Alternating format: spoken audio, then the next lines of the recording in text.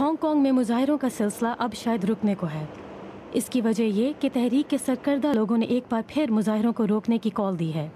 احتجاجیوں سے کہا گیا ہے کہ وہ پسپائی اختیار کریں.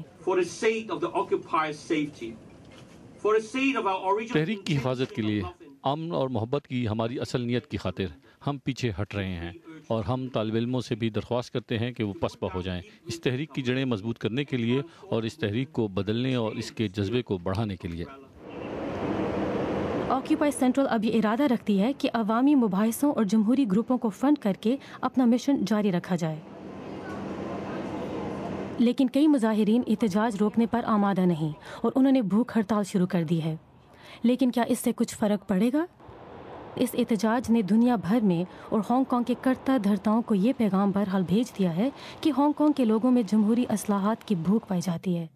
بیجنگ کو علم ہے کہ اگر اس نے ایسا نہ کیا تو شاید اسے ہانگ کانگ کی پوری نسل سے ہی ہاتھ دھونا پڑ جائے. لیکن سب سے بڑا سوال یہ کہ اب آگے کیا ہوگا. قندیل شام، BBC نیوز.